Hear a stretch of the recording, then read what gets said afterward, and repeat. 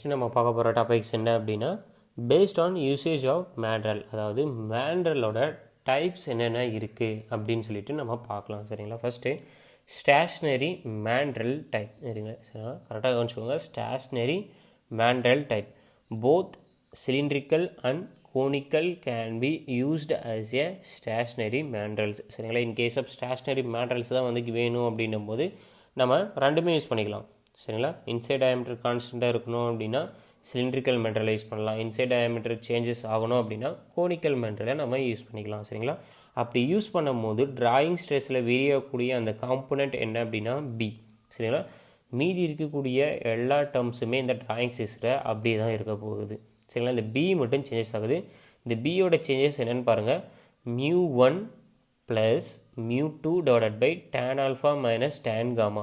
இந்த டேர்ம்ஸ் வந்து எந்த வித சேஞ்சஸும் கிடையாது. ஆனால் இந்த டேர்ம்ஸ் வந்து ப்ளஸ் வந்திருக்கு. கரெக்டுங்களா? μ1ன்றது நம்மளுக்கு எல்லாம் தெரிஞ்ச விஷயந்தான், டை. சரிங்களா? நம்மளுக்கு டியூபுக்கும் டைக்கும் ரெண்டுத்துக்கும் இடைப்பட்ட அந்த சர்ஃபேஸில் க்ரியேட் ஆகக்கூடிய ஃப்ரிக்ஷனால் வரக்கூடிய கோஎஃபிஷியன்ட் ஆஃப் ஃப்ரிக்ஷன். ஓகேங்களா? இந்த μ2ன்றது என்ன அப்படின்னா டியூபுக்கும் மேண்ட்ரலுக்கும் இடைப்பட்ட ஃப்ரிக்ஷனால் வரக்கூடிய கோஎஃபிஷியன்ட் ஆஃப் ஃப்ரிக்ஷன். அதுதான் வந்து இந்த இடத்துல μ2, இது μ1. சரிங்களா? இது ரெண்டும் வந்து சேம் டைரெக்ஷன் அப்படின்றதுனால நம்மளுக்கு பாசிட்டிவ் அப்படின்னு சொல்லிட்டு போட்டிருக்கிறோம். சரிங்களா? மறந்துடாதீங்க. இன்கேஸ் ஆஃப் நம்மளுக்கு ஆப்போசிட் டைரெக்ஷன். சரிங்களா? இந்த μ1 ப்ளஸ் μ2ன்றது நம்மளுக்கு ஆப்போசிட் டைரெக்ஷன்ஸில் வரப்போகுது. இந்த μ1ன்றது ஃப்ரண்ட் டைரெக்ஷனில் போச்சு அப்படின்னா நம்மளுக்கு μ2ன்றது ஆப்போசிட் டைரெக்ஷன் பேக் சைடில் போக போகுது. ஸோ அதனால தான் நான் வந்து இந்த இடத்துல நம்ம ப்ளஸ்ஸை ஆட் பண்ணியிருக்கிறோம். ஓகேங்களா? மறந்துடாதீங்க. அடுத்து நம்ம பார்க்க போகிறது மூவபிள் மேண்ட்ரல் டைப். சரிங்களா? மூவபிள் மேண்ட்ரல் டைப் என்னென்னு பார்ப்போம். The mandrel is moving along with tube at same velocity as that of tube is called as movable mantle. அதாவது இந்த இடத்துல என்ன சொல்லியிருக்கிறாங்க அப்படின்னா டியூப் எந்த வெலாசிட்டியில் மூவ் ஆகிட்டுருக்கோ அதே வெலாசிட்டியில் மேண்டலும் அது கூடயே வந்து வெலாசிட்டியில் ட்ராவல் ஆகிட்டுருக்கு. அதுதான் வந்து இதை மூவபிள் மேண்ட்ரல் டைப் அப்படின்னு சொல்லிட்டு சொல்கிறோம். அதாவது ரெண்டு டியூபோட வெலாசிட்டியும் இந்த மேண்ட்ரலோட வெலாசிட்டியும் சேமாக இருக்குது. ஸோ அதனால தான் இதை மூவபிள் மேண்ட்ரல் டைப் அப்படின்னு சொல்லிட்டு சொல்கிறோம். Next cylindrical mandrel used as a movable mandrel but conical mandrel cannot be used. சரிங்களா? இந்த இடத்துல நல்லா கவனிச்சுக்கோங்க. Cylindrical mandrel used as a movable mandrel but conical mandrel cannot be used. ஏன் அப்படின்னா கோனிக்கல் மேண்ட்ரலை வந்து நம்ம ஒரு இடத்துலேருந்து இன்னொரு இடத்துக்கு ஈஸியாக வந்து அந்த கோன் ஷேப்பில் இருக்கிறத ட்ராவல் பண்ண முடியாது. கரெக்டுங்களா? அதுவே வந்து சிலிண்ட்ரிக்கல் மேட்டர்னும் போது ஈவன் கான்ஸ்டன்ட் இன்னர் டயாமீட்டர் தான் நம்ம மெயின்டைன் பண்ண போகிறோம். ஸோ வந்து நம்ம நார்மலாக மூவபிள் மேட்டரில் யூஸ் பண்ணிக்கலாம். சரிங்களா? ஆனால் கோனிக்கலில் நம்மளோட யூஸ் பண்ண முடியாது. ஏன்னா இன்னர் டயாமீட்டரை நீங்கள் சேஞ்ச் பண்ண போகிறீங்க. இன்னர் டயாமீட்டர் சேஞ்ச் பண்ணும் போது மூவபிள்லே வந்து நம்மளோட பண்ண முடியாது. ஓகேங்களா? அதுதான் வந்து சின்ன கான்செப்ட். மூவபிள் மேண்ட்ரலை நம்ம எடுத்துக்கிட்டோம் அப்படின்னா μ2 வந்து 0. ஏன் μ2 0 அப்படின்னா ஆல்ஃபாவோட ஆங்கிள் 0, கோன் ஆங்கிள் வந்து 0. ஏன்னா நம்ம சிலிண்ட்ரிக்கல் மேண்ட்ரலை தான் யூஸ் பண்ண போகிறோம். So cone angle 0. இந்த இடத்துல tan alpha minus tan gamma வந்திருக்கும். tan காமா வந்து நம்மளுக்கு 0 ஆகிடுச்சு. சரிங்களா? இந்த இடத்துல இந்த μ2 வந்து இந்த இடத்துல நம்மளுக்கு 0வாக இருக்க போகுது. ஏன் அப்படின்னா நம்மளுக்கு டியூபுக்கும் மேண்ட்ரலுக்கும் இடைப்பட்ட அந்த கேப்பில் எந்தவித ஃப்ரிக்ஷன்ஸும் ஆக்ட் ஆக போகிறது கிடையாது. ஸோ அதனால தான் வந்து μ2 வந்து இந்த இடத்துல 0. ஸோ பியோட வேல்யூஸ் எப்படி சேஞ்சஸ் ஆகிருக்குன்னு பாருங்கள். μ1 டிவைடட் பை tan ஆல்ஃபா. சரிங்களா? tan ஆல்ஃபாவை நம்ம சிம்பிளிஃபிகேஷன் பண்ணோம் அப்படின்னா μ1 இன்ட்டு cot ஆல்ஃபா. இதுதான் வந்து பிக்கான ரிலேஷன்ஷிப். நம்மளுக்கு மீதி இருக்கக்கூடிய இந்த டிராயிங் ஸ்ட்ரெஸ்ஸுக்கான ஃபார்முலாஸ் எந்த வித சேஞ்சஸும் கிடையாது. ஒரே ஒரு சேஞ்சஸ் என்ன அப்படின்னா இந்த பி, இந்த கான்ஸ்டன்ட் மட்டும்தான் நம்மளுக்கு வேரி இருக்குது. Next topic floating mandrel type.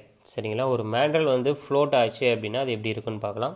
மேண்ட்ரல் is reciprocating inside the tube that is moving forward direction with same velocity as that of tube moving backward direction some velocity called as floating mandrel. அதாவது இந்த தியரியிலிருந்து அவங்க என்ன சொல்ல வராங்கன்னு சொல்லிட்டு சிம்பிளாக கவனிங்க. Reciprocating inside the tube. இந்த மேண்ட்ரல் வந்து உள்ளுக்குள்ளே ரெசிப்ரோகேட்டிக் ஆகிருக்குது அப்படின்றது எப்படி சொல்கிறாங்கன்னு பாருங்கள். Moving forward direction with same velocity as that of tube.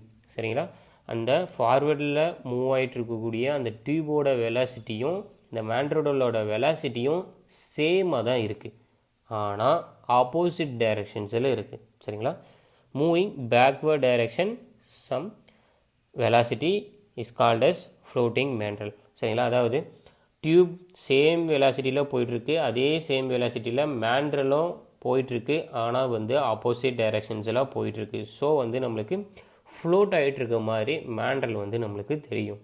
ஓகேங்களா. Only cylindrical mandrel used as floating mandrel, conical mandrel cannot be used as floating mandrel. இதுக்கு முன்னாடி பார்த்த அதே சேம் கான்செப்ட் தான் வந்து ரிப்பீட் ஆகுது. நம்ம கோனிக்கல் ஆங்கிள் இல்லைன்னும் போது கோன் ஆங்கிள் வந்து 0, கோன் ஆங்கிள் 0ன்னும் போது இந்த இடத்துல tan காமா வந்து 0 ஆக போகுது, tan ஆல்ஃபா மட்டும் இருக்க போகுது. இந்த இடத்துல μ2, ஏன்னா ஃப்ளோட்டிங்கிறது மூவபிள் தான். ஸோ வந்து இந்த இடத்துல μ2 வந்து நம்மளுக்கு வரப்போகுது. இந்த μ2 வந்து சேம் டைரக்ஷன். சரிங்களா, ஆப்போசிட் டைரக்ஷன் கிடையாது. இந்த கோஎஃபிஷியன்ட் ஆஃப் ஃப்ரிக்ஷன் வந்து நம்மளுக்கு ரெண்டு ஃப்ரிக்ஷனுமே வந்து சேம் டைரக்ஷன் அப்படின்றதுனால இந்த இடத்துல நம்ம மைனஸ் போட்டிருக்கிறோம். ரொம்ப ரொம்ப முக்கியமானது, மறந்துடாதீங்க. சரிங்களா, இந்த அடுத்து தியரி பாருங்கள். when mandrel moving forward direction there will be no friction will be present. when mandrel moving backward direction because of material compression flow of material taken forward direction of friction force inside tube consider as forward minus mu2. இந்த தியரிலிருந்து சிம்பிளாக நீங்கள் சொல்ல வருவது என்ன அப்படின்னா, நீங்கள் material compression flow of material taken forward direction, அதாவது material flow வந்து ஃபார்வர்ட் டைரெக்ஷன்ஸில் போகுது. Direction of friction force inside tube consider as forward. நம்மளுக்கு போகக்கூடிய ஃப்ரிக்ஷன் ஃபோர்ஸஸும் ஃபார்வர்ட் டைரெக்ஷன். ஸோ வந்து நம்மளுக்கு ரெண்டு ஃப்ரிக்ஷன், அதாவது மெட்டீரியல் ஃப்ளோவும் ஃபார்வர்ட் டைரெக்ஷன், மேட்ரல்னால் வரக்கூடிய அந்த ஃப்ரிக்ஷன் ஃபோர்ஸஸும் நம்மளுக்கு ஃபார்வர்ட் டைரெக்ஷன். ஸோ அதனால தான் வந்து இந்த இடத்துல மைனஸ் μ2 அப்படின்னு சொல்லிட்டு இந்த இடத்துல நம்ம மென்ஷன் பண்ணியிருக்கிறோம். ஓகேங்களா. இன் கேஸ் ஆஃப் ஐடியல் கேசஸில், சரிங்களா, இன் கேஸ் ஆஃப் ஐடியல் கேசஸில் μ1 μ2 ஈக்குவலாக இருந்தது அப்படின்னா, μ1 μ2 ஈக்குவலாக இருந்தது அப்படின்னா b equal to 0. b equal to 0 அப்படின்னும் போது, சரிங்களா, μ1 μ2 equal, so b equal to 0. b equal to 0 இருக்கும் போது இந்த ஈக்குவேஷன்ஸ், சரிங்களா, இந்த ஈக்குவேஷன் நம்ம சிம்பிளிஃபிகேஷன் பண்ணோம் அப்படின்னா எலாஸ்பெட்டில் ரூல் அப்ளை பண்ணி நம்மளுக்கு இந்த மாதிரி சேஞ்சஸ் ஆகிருக்கும். சரிங்களா, அதாவது drawing stress, tube drawing stress வந்து σ2 equal to σy ln h0 divided by h1. h0 என்றது இனிஷியல் இருக்கக்கூடிய டியூப் திக்னஸ், h1ன்றது ஃபைனல் இருக்கக்கூடிய டியூப் திக்னஸ், σyன்றது ஈல்டு ஸ்ட்ரெஸ். சரிங்களா, இதை நம்ம சப்ஸ்டியூட் பண்ணோம் அப்படின்னா நம்மளுக்கு டைரெக்டாகவே வந்து டியூப் டிராயிங் ஸ்ட்ரெஸ் எவ்வளோ அப்படின்னு சொல்லிட்டு ஃபைண்ட் அவுட் பண்ணிடலாம். நெக்ஸ்ட்டு நம்ம இப்போ பார்த்த 3 மேண்ட்ரல் டைப், அதாவது ஒன்று ஸ்டேஷ்னரி மேண்ட்ரல், இன்னொன்று மூவபிள் மேண்ட்ரல், இன்னொன்று வந்து ஃப்ளோட்டிங் மேண்ட்ரல். இந்த 3 டைப்லேயுமே வந்து ஃபஸ்ட்டு ஸ்டேஷ்னரி, அடுத்தது மூவபிள், அடுத்த கேஸ் வந்து ஃப்ளோட்டிங். இந்த இதில் வந்து drawing load, power, drawing stress எப்படி வேரியேஷன்ஸ் இருக்குது அப்படின்னு சொல்லிட்டு பார்க்கலாம். டிராயிங் லோடுக்கான ஃபார்முலாஸ் நம்மளுக்கு ஆல்ரெடி தெரிஞ்ச விஷயம் தான். σ2 இன்ட்டு A1. A1ன்றது நல்லா நோட் பண்ணிக்கோங்க, 1. சரிங்களா, அதாவது ஃபைனலாக வரக்கூடிய டியூபோட ஏரியா. சரிங்களா, ரெடக்ஷன் ஆகிட்டு ஃபைனலாக வரக்கூடிய அந்த டியூபோட ஏரியா மறந்துடாதீங்க. Power equal to drawing load into velocity of tube. இது சிம்பிள் தான், வெலாசிட்டி ஆஃப் டியூப். சரிங்களா, இப்போ இதுக்கு முன்னாடி நம்ம பார்த்த 3 கேசஸுமே வந்து ஒவ்வொரு கேசஸுமே வந்து ஃபஸ்ட்டு இருக்கக்கூடிய கேசஸில் தான் வந்து நம்மளுக்கு டிராயிங் ஸ்ட்ரெஸ், அதாவது டியூப் டிராயிங் ஸ்ட்ரெஸ்ஸஸ் வந்து நம்மளுக்கு அதிகமாக இருக்குது, மறந்துடாதீங்க.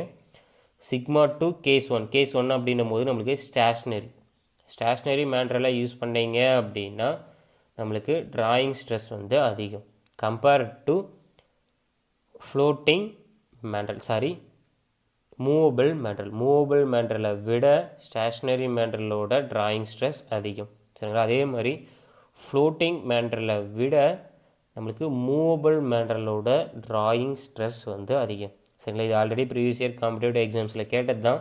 ஸோ கொஞ்சம் கரெக்டாக நோட் பண்ணி வச்சுக்கோங்க. சரிங்களா. ஃபஸ்ட்டு கேஸ் 1ன்றது ஸ்டேஷ்னரி, கேஸ் 2ன்றது மூவபிள், கேஸ் 3ன்றது ஃப்ளோட்டிங் டைப். சிக்மா 2ன்றது தெரியும் நம்மளுக்கு டியூப் டிராயிங் ஸ்ட்ரெஸ். அடுத்து நம்ம நெக்ஸ்ட்டு வீடியோஸில் என்ன டாபிக்ஸ் பார்க்க போகிறோம் அப்படின்னா டியூப் டிராயிங் ஆப்ரேஷன்ஸில் என்னென்ன லிமிடேஷன்ஸ் இருக்குது, அதை எப்படிலாம் ரெக்டிஃபை பண்ணலாம் அப்படின்னு சொல்லிட்டு டீட்டெயிலாக பார்க்கலாம். சரிங்களா. இந்த வீடியோ உங்களுக்கு பிடிச்சிருந்தது அப்படின்னா மறக்காமல் உங்கள் ஃப்ரெண்ட்ஸ் எல்லாருக்கும் ஷேர் பண்ணுங்கள். பொறியியலின் பயணத்தோட சேனலை சப்ஸ்கிரைப் பண்ணி வச்சுக்கோங்க. தேங்க்யூ ஃபார் வாட்சிங்.